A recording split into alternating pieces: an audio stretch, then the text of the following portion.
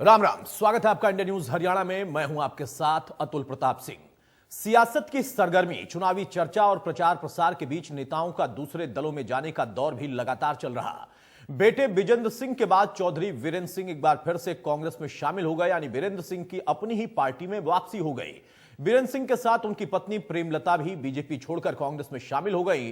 कांग्रेस में शामिल होते ही वीरेंद्र सिंह ने जहां बीजेपी पर निशाना साधा तो वहीं कांग्रेस की जमकर प्रशंसा भी की।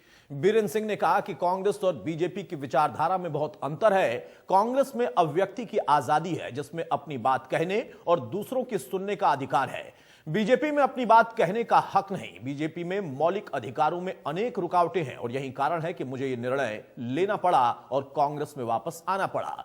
वहीं बीजेपी ने वीरेंद्र सिंह के कांग्रेस में शामिल होने पर कहा कि वीरेंद्र सिंह जिस दल से निकले थे वो वापस वहीं चले गए। सवाल इसी बात का है कि क्या लोकतंत्र बचाने के लिए वीरेंद्र की वापसी हुई है, या फिर बीजेपी में सुनवाई 10 साल तक होती रही, लेकिन अब उनको पता चला कि असल में उनकी सुनवाई नहीं हो रही, मौलिक अधिकारों का हनन हो रहा, इस वजह से उनको वापसी करनी पड़ी। हालांकि कांग्रेस के लिए अच्छी खबर यह थी कि कम से कम एक मंच पर एकजुटता दिखाई दी। वीरेंद्र सिंह की वापसी के दौर में वहां पर हुड्डा से लेकर सुरजेवाला, शैलजा, ये सभी मौजूद दिखाई दिए।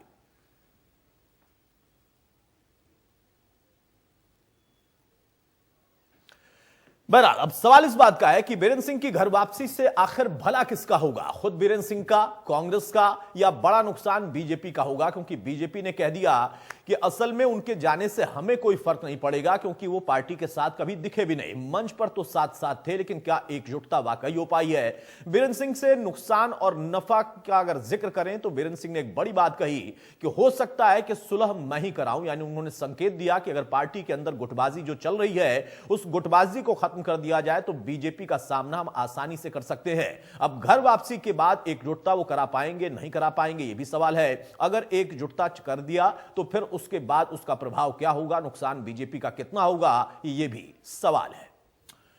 सवाल इस बात का है कि घर वापसी तो हो गई चौधरी वीरेंद्र की और उनके बेटे पहले ही कांग्रेस में जा चुके हैं, लेकिन नुकसान किसका कितना वो कर पाएंगे? क्योंकि कई बड़ी बातें उन्होंने कही हैं। खुद कांग्रेस के लिए भी कहा कि एकजुटता होनी चाहिए। हो सकता है कि मेरी वजह से ही गुटबाजी बंद हो जाए, जिससे कांग्रेस का फायदा हो जाए। इसमें वो कितना सफल होंगे, खुद उनके ऊपर जो चुनौती है, जिम्मेदारी है कि वो कांग्रेस को सीट निकाल कर दें, तो उसमें वो कितना सफल होंगे।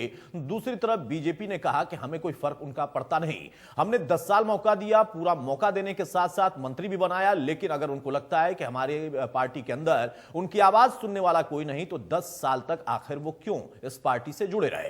रविंद्र ढुल साहब, शुरुआत में आपसे ही कर रहा हूं भाई। 10 साल के बाद अब चौधरी वीरेंद्र सिंह को पता चल गया है कि लोकतंत्र असल में खतरे में है, किसानों की, नौजवानों की, जनता की आवाज सुनी नहीं जा रही और कांग्रेस में भी गुटबाजी ज्यादा हो गई है, तो उसको भी दूर करना है, इसलिए उन्होंने वापसी कर ली।